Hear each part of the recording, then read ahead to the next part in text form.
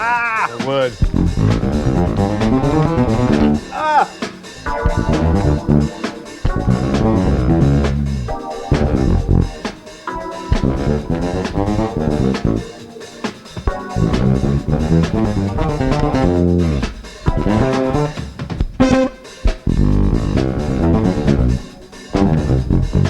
Yeah. It's too hard on a P Dude, bass. it's too hard on a jazz bass. So that track was Jaco Pastorius with Weather Report playing Teen Town. And this is our video about how the jazz bass Oh, this bass right here? is the ultimate bass. When you put the jazz bass up against any other bass, for me, even though I'm sitting here with a P bass, I think it wins. Really? Really. Because you can just do so much stuff with that. You can. It is very versatile. Although I have to say, it's a bit of a flex to show up on a channel and play Teen Town at like 500 BPM on a P bass with flats. Let me get rid of the P bass. Get rid Let me of get that the jazz bass.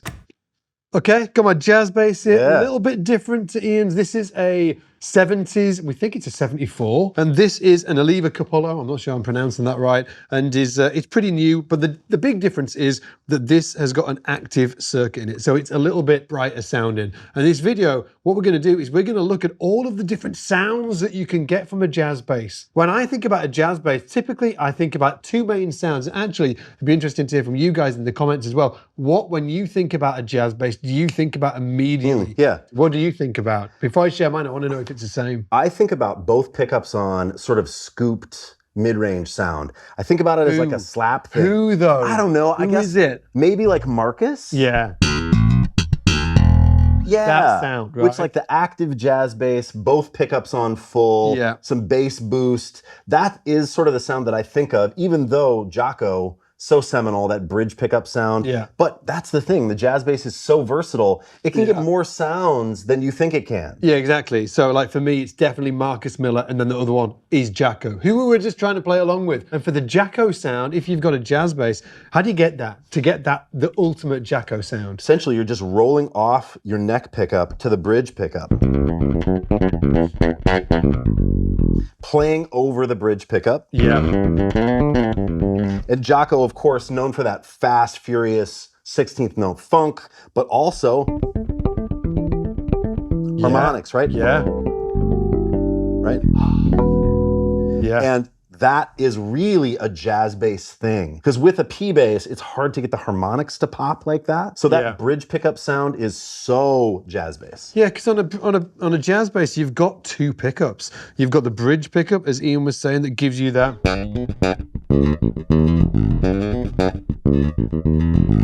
Jaco thing, and then you can have both on at the same time. Gives you the Marcus thing, and then you've got the neck pickup as well. Yeah. Which this is actually your favorite tone, It's my favorite sound of all time, actually, is just a jazz bass rolled with a bridge pickup rolled back a bit. With a pick, I love it. It sort of sounds like a P bass to me. Yeah. It's in that ballpark, isn't Yeah. it? Yeah. I love that sound. And if you stick around as well, at the end of this video, Ian's going to show you this trick that he showed me before. I've been playing bass for 30 years. And he was like, oh, do you know the reggae tone trick on a jazz bass? And I was like, oh, what? So as I was talking about, where you've got these, like a volume tone, there's something you can do with these. You said it blew your mind. It blew my mind, yeah. It blew my mind. And should we just take them through all of the different, the sounds? Because obviously we kicked this thing off with Jaco. What we've done in this video is kind of like a selection. We've got 7 videos here to show you of players that have a completely different sound, but they're all using fundamentally the same bass. Yeah, right. Right? So this is a great clip of Geddy Lee. It'd be wicked for you to get into how he gets this tone. Not so much from a sort of like an amp perspective, but more from like a technique perspective. Absolutely. Because it's completely different. Check this out.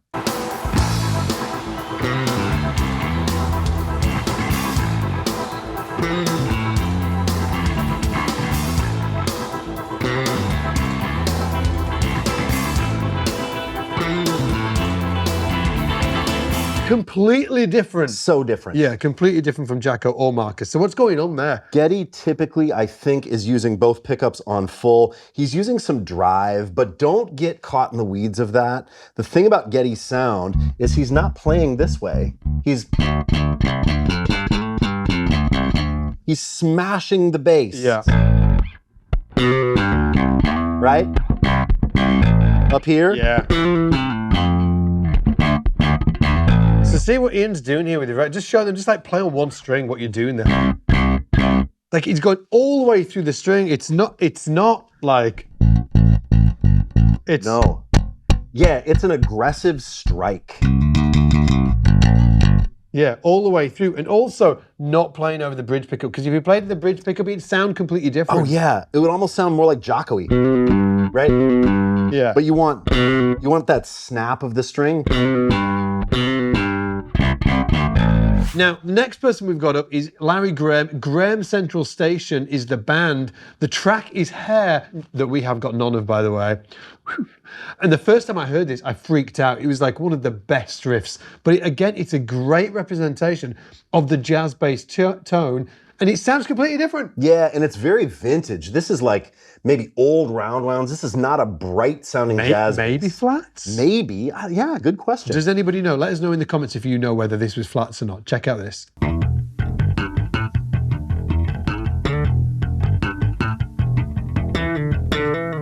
Flats. Is it flats? Yeah.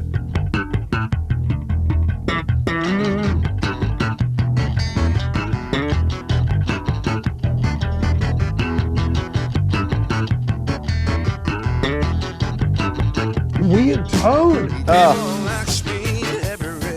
And he's singing. So cool. Is that really all of your hair? How's he doing that? What's the vibe? Yeah. Or maybe like a slide into the...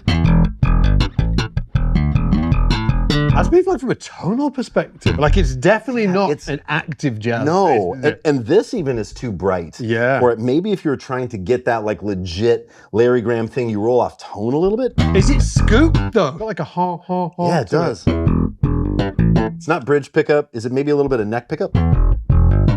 It's not that fat. Yeah, it's weird, right? I don't know what it is. Let us know. Let us know. Yeah. Yeah, and if you want to play it, Scott, can we play this? Yeah, let's do it. 2, 3,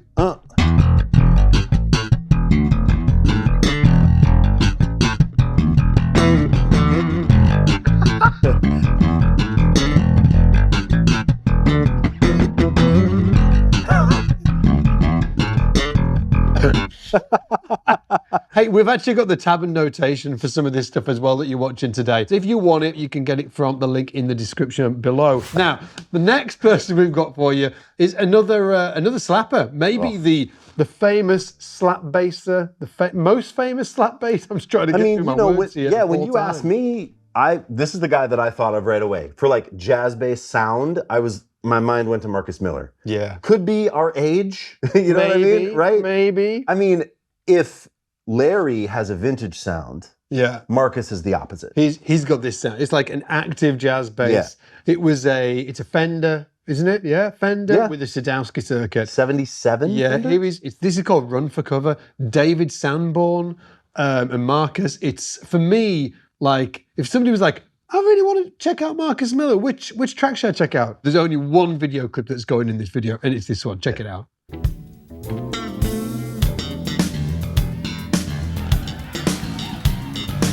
Totally different to Larry Graham. Yeah, totally.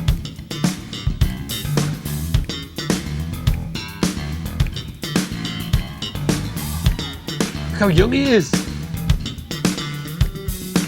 Oh. Zip it It catches the catches. Yeah. That's great.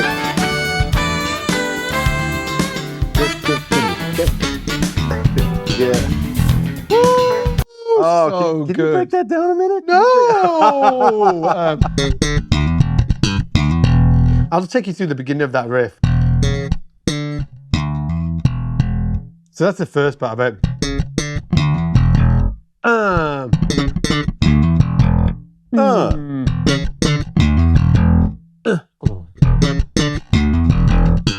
Okay, and then so I'm going to slow it a bit even further down. So.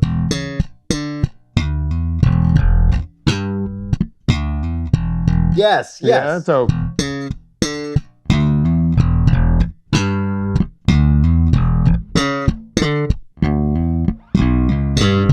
Oh, what is that? What is that? That last bit is. So, B, Yep. hammer onto the C sharp, open G E. to the lower G.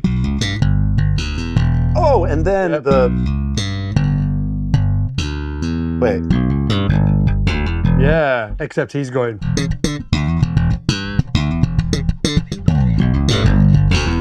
So he's got both pickups wide open. Yes. Okay, tone wide open as well. And on this bass, I've got the bass boosted a little bit, probably about 50% because this is an active bass like Marcus plays. And then I've got the treble boosted as well a bit. So if I turn it all the way down, the circuit. Not that same like muscular. Boost that bass. Yeah. Thumps. Treble. Right. And while you can totally play this line on a passive bass, not the same sound. Not the same sound, yeah. Not even close. Like there's that scoop. I kind of. You like the vibe of the I like the vibe. of the vintage bass? I do. Yeah, I mean I do too, but it's not Marcus's sound. And these strings are dead as well. They've been chewed on by a dinosaur. Next up, do it. Oh yeah, where is it? Oh, it's right here. I had it here all along, dude. Woo! Okay, so Bobby, if you haven't heard of Bobby, is a legendary bass player among the bass community and has played, huge career. And his thing is, that makes him stand out is, well, first of all, he's sort of like probably the funkiest man on the planet. Secondly, he plays with a pick. Does it all with a pick. Plays it all with a pick. Yeah, man. Check this out. This is a fantastic, fantastic clip.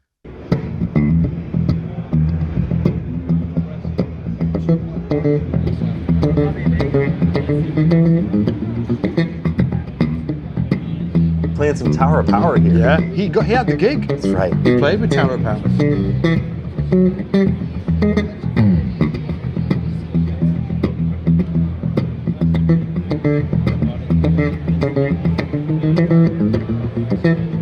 So good. This is an early 60s jazz bass and it's got the concentric tone and volumes, hasn't it, going on? Yep. So I'm not sure what he's going like, if he's got like, the both pickups wide on, I'm not sure. I feel like he's almost always playing both pickups on full, Yeah. not turning the tone knobs down. On a lot of these basses too, he switched to EMGs, so sometimes Yes. they're very bright. Yeah. But the thing about Bobby, I think more importantly than the sound, is just getting a sense of his pick thing. Yeah. And it's a straight 16th note thing with an accent on a halftime backbeat. That is the biggest thing. So he's playing. It's the snare drum, right? Yeah, it's the snare. So if we speed it up even a little more, right? If we're here. Yeah. So then if you put notes in it. Woo.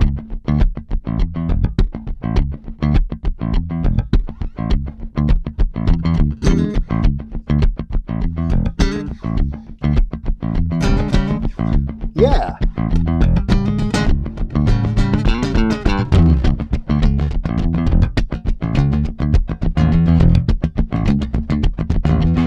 Yeah. The trick is to get that. Yes. And he is really hammering the backbeat. Like hit that backbeat even harder with your pick. Yes. And he's really dropping it down on the bass. And he's loose as well. Like the hand's loose. He is. Even though Ian's like he's hitting it. Right. But it's really like a loose movement as well. Yeah.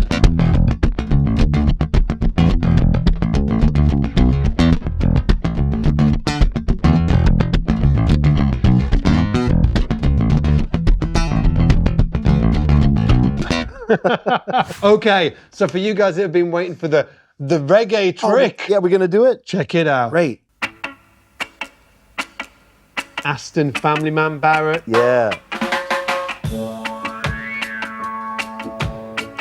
Bob Marley and the Wailers. This is you'd never associate this sound with the jazz bass. Right. Until now.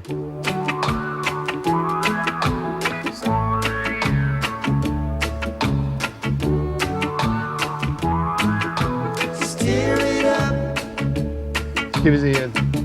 Little darling, steer it up. Come on, baby.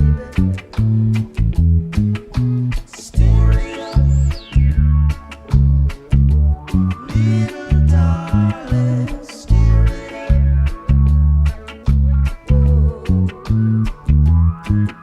Put both of these on. Okay. Because it's the stuff going on down here that Ian's doing. Sneaky stuff. I learned about this from Daniel Lanois, who has made some great records, and he talks about this technique where, like, say you want a dark sound on a jazz bass, and maybe you don't have 40-year-old strings on it, like Aston might, right? And maybe you don't have foam. How do you get like a really dark, subby jazz bass sound? Well, Like a dub vibe, isn't it? yeah, blend all the way, and you just have neck pickup, right?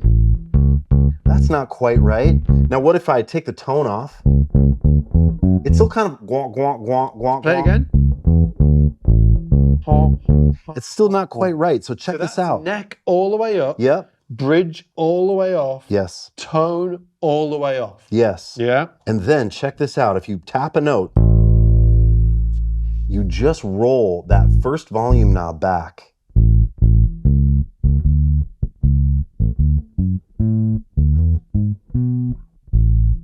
Are you moving it back like 5 mil? Just like a little.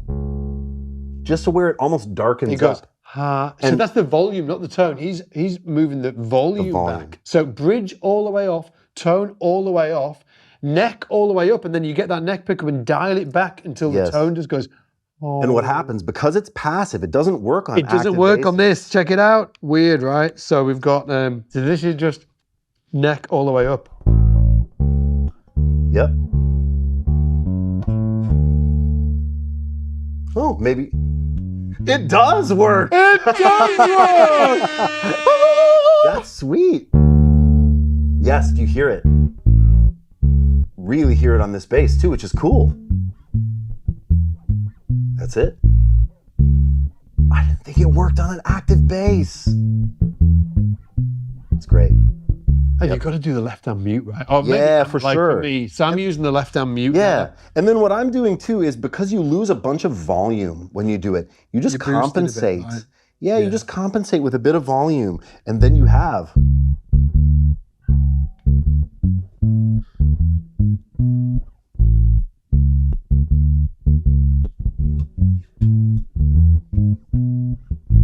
That left-hand mute, by the way, is all I'm doing. I'm playing the fret, and then I'm laying these fingers on the actual string, but not so much I'm fretting the note.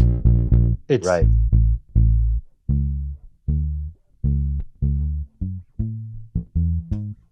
Meshell Ndegeocello is one of my favorite bass players of all time. She was playing a jazz bass when everyone was doing the bright jazz bass thing in the 90s. She was leaning a little darker. Like her sound was sometimes like old rounds or maybe even flats on a jazz bass, and I'd never heard that before. This clip is pretty bright, but this just shows the monstrosity of a player that she is. good. Like she starts this tune with more conviction than I've ever seen a bass player start a tune. It's one of my favorite things on the internet. yeah. We've got two tracks actually. Here's the first one. Check it out.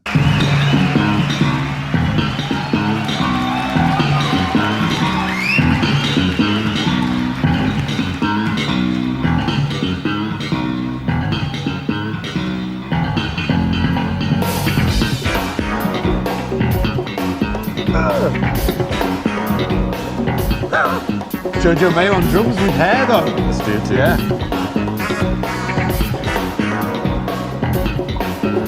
Oh, Dave on guitar.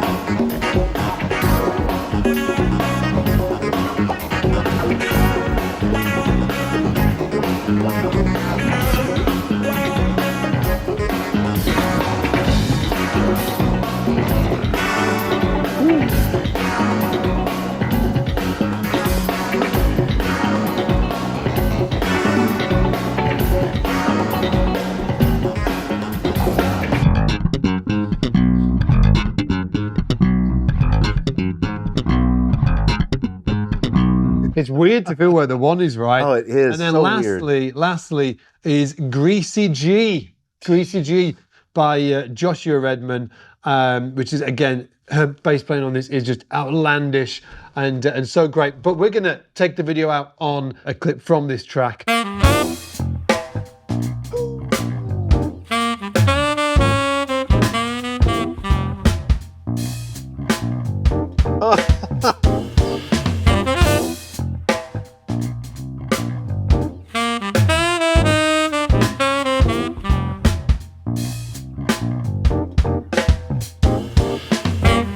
Jeez. This is like if somebody was like, what's behind the beat? It's like, oh, listen to this. Meshell. Yeah. With the drums on it, though. Yeah.